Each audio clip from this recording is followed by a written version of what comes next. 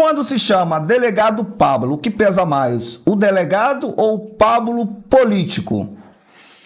Tudo bem, Charles Fernandes, amigos, todos que nos acompanham nesse programa aqui no Eixo Norte, uma felicidade estar aqui fazendo mais esse podcast e contribuindo mais com o conhecimento e com a informação que é tão importante.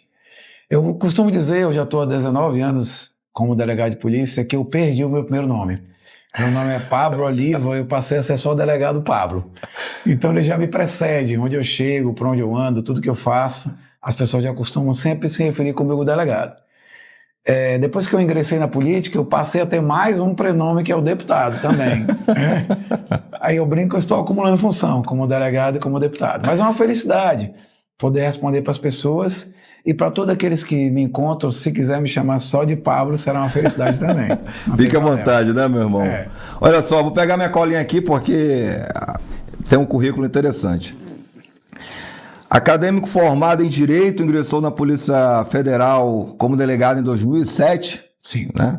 Atuou como diretor regional da Associação dos Delegados da Polícia Federal e criou o Simpósio Nacional de Combate à Corrupção. Qual foi o ano da criação desse simpósio, delegado? Foi um pouco antes da Copa do Mundo, a gente já começou a trabalhar esse simpósio, idos de 2012, 2013, fizemos vários trabalhos, né, que culminavam inclusive com as grandes operações que o Brasil teve, como a Lava Jato. Olha só, possui pós-graduação e mestrado na área de Criminologia e Investigação Criminal, atuação na política, elegeu-se como deputado federal em 2018, com mais de 150 mil votos, olha, arrebentou. Durante seu mandato na Câmara dos Deputados, presidiu a Comissão do Esporte e integrou comissões de Segurança Pública e Combate ao Crime Organizado.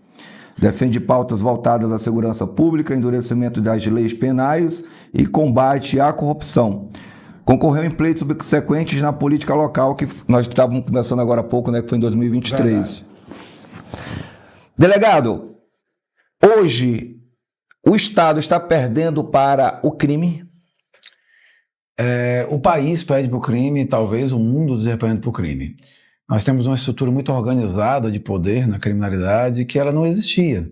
Antigamente nós tínhamos o crime de uma maneira solta, sem uma estrutura bem definida, e hoje ela existe, hierarquia, estrutura, e o que é pior, o embrenhamento, a participação do crime em vários setores do Estado. Recentemente teve umas operações em São Paulo, no Rio, a própria Polícia Federal fez operações onde mostrava postos de gasolina, empresas, restaurantes e várias outras empresas que são oficiais, que existem na nossa vida, no nosso dia a dia, que já eram compradas pelo tráfico de drogas e pela criminalidade de maneira geral, como forma de lavar dinheiro e de reinserir esse dinheiro que a criminalidade tira do que é ilegal para dentro dos caminhos convencionais e normais da economia brasileira. Enquanto você estava no cargo de deputado federal, essas discussões sobre o crime, elas existiam com base... Como que era feito esse trabalho? Porque, veja bem, nós temos aqui no estado do Amazonas, vou pegar o estado do Amazonas como referência, mais de 4 mil quilômetros de fronteira. Como que se discute fronteiras da Amazônia em Brasília, em comissões que muitas das vezes são deputados de outros estados que não conhecem a realidade do estado do Amazonas, por exemplo? Não só não conhece a realidade do Amazonas, por isso que eu digo que a política ela tem tanta importância, tanta relevância no combate de todos os males que atacam a sociedade. Eu sempre digo que a política está à frente de todas as soluções e por trás de todos os problemas. Quando a gente elege políticos que não entendem de segurança pública, quando a gente elege pessoas que não conhecem a Amazônia e a gente coloca elas lá para nos representar, elas vão fazer um trabalho ruim. Por isso que sempre a escolha de quem você quer depositar o seu voto, ela é muito importante para que você escolha pessoas que estejam capacitadas e conheçam a realidade que a gente vive. Eu tenho a felicidade de conhecer os 62 municípios da Amazônia, eu fui em todos. Muita coisa. Já. É porque antes de eu me eleger, eu já tinha conhecido vários e a partir do momento que eu me propus a ser candidato, eu disse, é impossível alguém querer representar o estado do Amazonas e não o conhecer. Então é preciso ir para todos os lugares e eu fui para todos os municípios. Eu conheço todos, já fui a alguns várias vezes, né, muitas vezes. E o que é mais importante nisso? É essa compreensão do quanto é o desafio de fazer a Amazônia um lugar seguro e próspero. Então, fazer a Amazônia segura é muito difícil. São, como você falou, mais de 4.000 quilômetros de fronteira, a maioria deles em mata, que a gente não tem a participação do Estado brasileiro. Muitos anos de descaso e de falta de preocupação em investimento. No seu ponto de vista político, existe plano de Estado, projeto de Estado? Recurso é muito difícil falar que possa ter uma certa falta, porque o Brasil já passou por diversas ondas de corrupções e agora nós estamos em mais uma, né, que é a do Banco Master, bilhões e bilhões Sim. e bilhões, talvez seja a maior até então, e o país ele não quebra. O que falta? Você que viveu a política em Brasília, para ter esse olhar com uma lupa. Se você falar do que falta em relação ao Amazonas, falta colocar o cidadão amazonense com o mesmo nível e mesmo tratamento que ele deve ter o resto do brasileiro. O amazonense não é um cidadão de segunda categoria.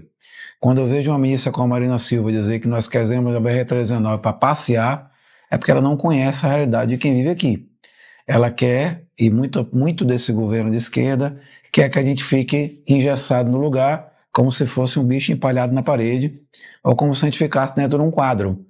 Eu participei uma vez de uma audiência pública, onde ela começou com uma imagem muito bonita da Amazônia, com um cidadão pescando em uma casinha de um ribeirinho, e ele fazendo o tratamento de um peixe, e todo mundo olhou e falou, olha que coisa bonita. Eu falei, é muito bonito, mas você não vive lá. Você não sabe que aquele rapaz tem dificuldade de ter água potável, que a energia elétrica não chega na casa dele, que ele está pescando aquele peixe, que o menino, para chegar dele, demora 6 horas para ele chegar no colégio, que ele acorda 4 da manhã para chegar 10 horas da manhã no colégio. Então isso é muito bonito para quem vive aqui no Sul e Sudeste, colocar numa moldura e no quadro. Para quem vive lá, é difícil. É muito fácil apreciar uma fotografia, mas não conhece o vídeo por trás daquela história. Exatamente. Então, e você compartilhando essa tua visão, eu me recordei de algo muito... que eu vivo isso. A gente tem um caseiro lá na área, numa área que nós temos que é um pouco isolada, e tem período, por exemplo, esse período não tem peixe. Então, às vezes a gente... Se nós não tivermos levar o suporte de comida, alimentação, cesta básica, ele vai passar dificuldade. Aí eu vou pegar ele como um exemplo. Imagina a quantidade de famílias que passam por essas dificuldades, mas não recebem o suporte. O Bolsa Família que os caras recebem nessas regiões, meu amigo, metade dela fica, dependendo da área, no combustível para poder ir na cidade fazer o saque. Eu já falo sobre isso. Isso é uma realidade que eu não conhecia, eu fiquei sabendo agora recentemente.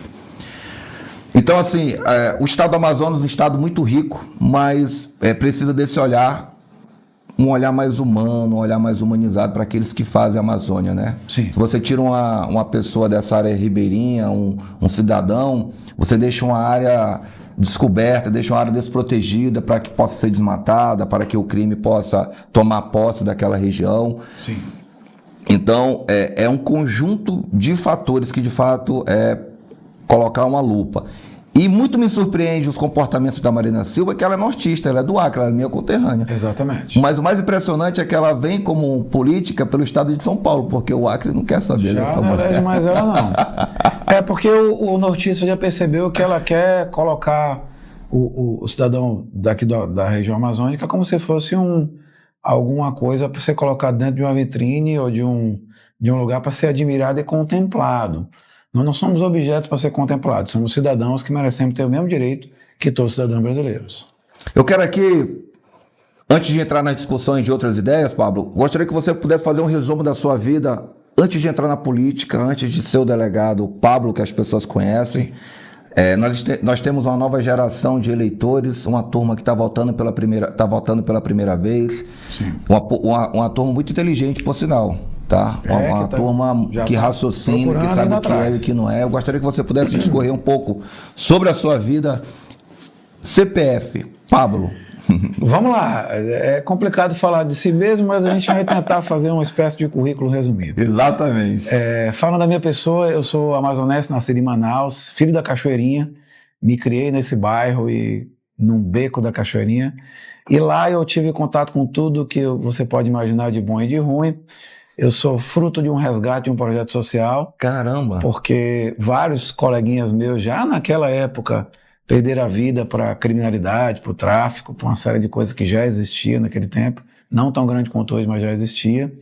E um projeto social de luta me ergueu, tanto que eu sou faixa preta de luta livre e jiu-jitsu, que são modalidades esportivas que eu gosto de praticar. A partir desse projeto social, eu consegui entender que o ensino, que o conhecimento, não que eu não tivesse esse exemplo dos meus pais em casa, mas é que é muito complicado quando você é colocado dentro de ambientes difíceis, como muita gente que tá vendo essa entrevista hoje vai entender do que eu estou falando. Então, a partir disso eu estudei em escolas, fiz faculdade pública, estudei na Universidade Federal do Amazonas, me formei em Direito, e depois disso passei por desafio de advogar primeiro, e depois de enfrentar concursos públicos, né? Eu coloquei na minha cabeça que eu tinha que fazer o máximo possível de provas e concursos que eu pudesse para entender qual era a minha verdadeira vocação, até chegar na Polícia Federal. Então, antes de chegar lá na Polícia Federal, e depois dela, né, eu passei 11 concursos públicos para conseguir estar no momento onde eu estou hoje. Eu acho que a eleição, eu não estou contando com a eleição, mas o processo eleitoral também é um concurso público, porque ele é uma forma de aprovação social.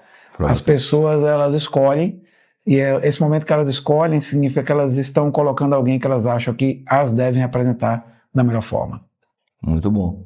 Delegado, nesse período, né, você veio aparentemente de uma zona econômica enquanto criança de baixa renda. Na verdade, eu estava na classe média ali, mas a gente convivia com a baixa renda. Não havia... Quem tem mais ou menos a idade que eu tenho sabe que a gente era criado na rua, como todos os meninos. Então, a nossa proximidade, quem era de alta, média ou baixa renda, era a mesma. Todos nós éramos criados na mesma rua, no mesmo bairro, e a influência de uns com os outros era muito grande. A educação foi fundamental. Ponto raiz, assim, para você chegar onde você está hoje. Foi o ponto de inflexão, ponto raiz para a gente chegar. Meu pai sempre me ensinou, minha mãe também, que no nada se vence sem estudo. Então, a partir daí e com outras linhas, né, de conhecimento, como eu disse, a luta, projetos sociais, outras coisas que me fizeram levar a entender que é estudando que a gente pode vencer. Em que momento que você percebeu, enquanto delegado, alguém foi lá e soprou, Pablo, vai para deputado federal, acho que tu consegue. Em que momento que veio essa viradinha aí que você falou, cara, eu acho que eu tenho uma pegada política aqui, eu acho que dá para explorar isso aqui? A minha escolha para entrar na política, ela partiu da decepção que eu tinha quando trabalhava como delegado de Polícia Federal. O trabalho da Polícia Federal ele é importantíssimo, mas a impressão que eu tinha é que eu sempre chegava atrasado. A gente, quando trabalha na Polícia Federal, nós já chegamos para coibir o crime que já aconteceu, para investigar aquele criminoso que já retirou o dinheiro do patrimônio público, para prender aquele assaltante que já levou o dinheiro do cidadão de bem. Então eu percebi que eu precisava chegar antes, que chegando na polícia eu sempre chegava depois. E com a política a gente chega antes, porque a política é que pode solucionar esse tipo de problema. Se a gente tem hoje, pessoal, criminalidade grande no Brasil, se a gente está vivendo uma situação onde o nosso dinheiro não vale mais nada, tudo isso tem a ver com política. Então a minha luta quando eu entrei na política foi para tentar melhorar as coisas das pessoas, a vida das pessoas, antes. O trabalho do delegado de polícia é muito importante, para que ele possa reprimir esses crimes que acontecem. Mas é mais importante tentar lutar para que essa realidade não exista.